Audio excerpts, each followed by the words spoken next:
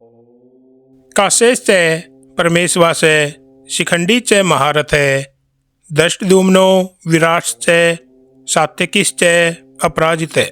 काशी के राजा जो महान धनुर्धर थे, शिखंडी जो महारथी थे, दृष्टद्युम्न, विराट और अपराजित सात्यकी, इन सब ने भी अपने अपने शंख बजाए।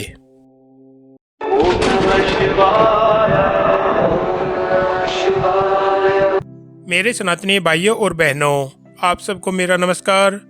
हम श्रीमद् भगवद गीता के श्लोक दर श्लोक का अध्ययन कर रहे हैं। आज का श्लोक पहले अध्याय का 17वां श्लोक है, जिसमें कृष्ण, अर्जुन, भीम, युधिष्ठिर, नकुल, सहदेव सबका शंखनाद हो चुका था। अब धर्म की सेना के अन्य महारथी अपनी अपनी पुकार से कुरुक्षेत्र को गुंजा रहे थे। सबसे पहले काशी के राजा परमेशवास यानी श्रेष्ठ धनुर्धर, उनका शंख धनुर्विद्या और दृढ़ संकल्प का प्रतीक था। काशी राजा हमें सिखाते हैं कि कौशल भी एक साधना है। जब साधना धर्म के लिए हो तो हर तीर धर्म की दिशा में चलता है। फिर शिखंडी वह योद्धा जो कभी अम्बा थी, जिसने अन्याय के विरुद्ध जन्म लिया और अधर्म को समाप्त करने का संकल्प किया।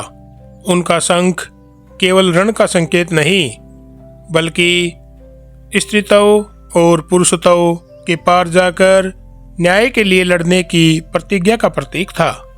गीता यहाँ हमें सिखाती है कि धर्म का कोई लिंग नहीं होता, केवल संकल्प होता है। उसके बाद दृष्टद्युम्न जो द्रुपद का पुत्र था, जिसका जन्म ही हुआ था द्रोणाचार्य का अंत करने के लिए, वह पांडवों की सेना का सेनापति था।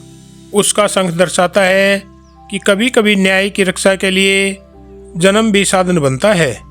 हर व्यक्ति किसी उद्देश्य के लिए जन्मा है, बस उसे पहचानना है।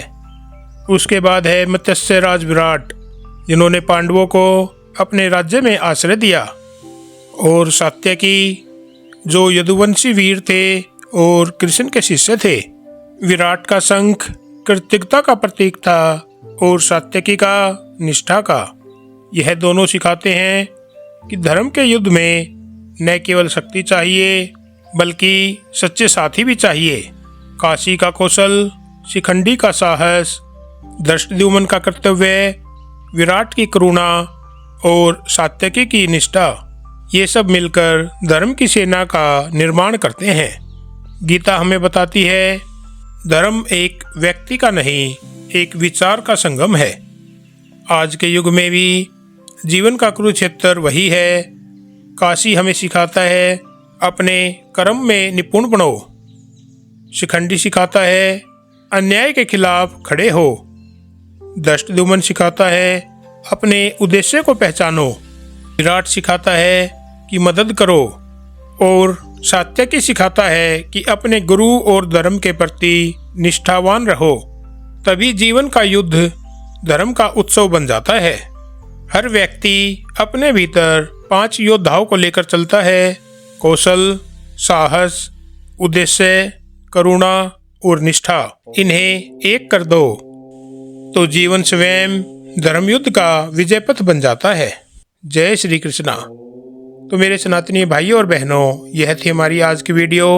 अगर पसंद आई हो तो लाइक, कमेंट, शेयर करें, चैनल को सब्सक्राइब करें। इसी के साथ हर हर महादेव। ओम शिव शक्ति नमः। सनातन धर्म की जय हो।